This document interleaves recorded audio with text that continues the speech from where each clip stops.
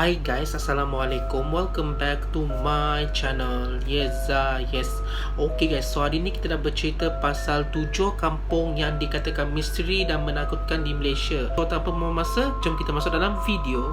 Okay guys, so ini video dia 7 kampung paling misteri di Malaysia.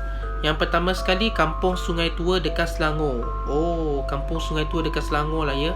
Kampung ini sering dikaitkan dengan pelbagai kisah mistik kerana kedudukannya berhampiran hutan dan kaki bukit. Okey, tak dapat dinafikan lah. Sebenarnya kalau kita duduk kampung, memang kedudukannya berhampiran dekat kaki bukit dan juga dekat hutan lah. Penduduk tempatan pernah berkongsi pengalaman terdengar suara aneh pada waktu malam. Selain dakwaan terlihat kelibat misteri di kawasan sungai. Walaupun tidak bukti saintifik, cerita desa ini terus hidup sehingga hari ini.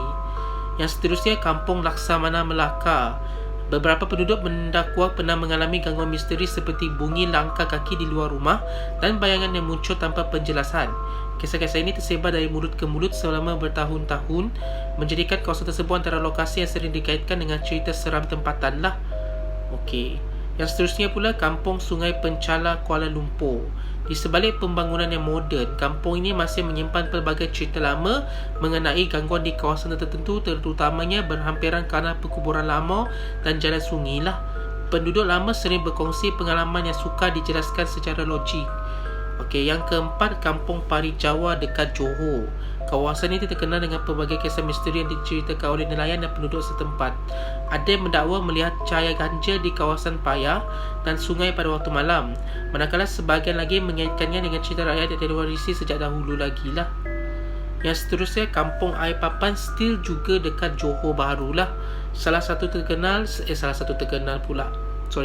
Selain terkenal dengan pantainya, kawasan ini juga mempunyai kisah-kisah menyeramkan yang sering diceritakan oleh penduduk lama. Antaranya ialah bunyi pelik pada waktu malam dan pengalaman melihat kelibat misteri berhampiran kawasan pokok besar. Okey, menarik. Biasa kalau dekat Semenanjung, apa yang aku tahu sendiri, kampung-kampung diorang memang biasanya dekat kelapa sawit kan. Tapi tak sangka pula.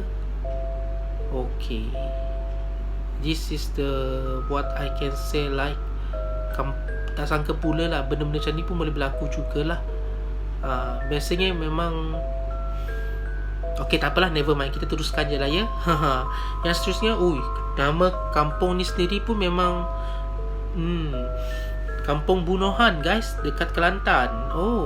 Kampung ini menjadi lebih dikenali selepas filem Bunohan. Namun masyarakat setempat turut mempunyai pelbagai cerita lama mengenai kejadian misteri, amalan tradisional dan pengalaman yang sukar dijelaskan. Kisah-kisah tersebut menjadikan kampung ini antara lokasi yang sering disebut dalam cerita seram tempatan. Nanti kita try tengok Kampung Bunohan pula guys. Last sekali adalah Kampung Tanjung Rambutan di Perak. Perak pun ada no. Kampung Tanjung Rambutan doh. Biasa kita dengar macam Hospital Tanjung Rambutan kan. Tapi kali ni disebut guys Kampung Tanjung Rambutan dekat Perak, disebabkan kisah-kisah yang mengenai orang-orang sekretari yang sakit dekat hospital tu guys. Aku rasa dekat situ lah dekat situ, tak dapat dijelaskan lagi lah. Kisah-kisahnya melibatkan hospital sekretari yang terkenal. Dia sebenarnya semua kampung yang aku dengar ni memang ada kisah seram, tapi sebenarnya mungkin diorang boleh ada satu cara ataupun macam mana cara nak elak benda tu berlaku lagi tau. Contohnya aku boleh cakap adalah panggil ustaz, ataupun kalau kita nak try roboh-robohkan satu tempat tu pun maybe boleh ataupun tidak boleh.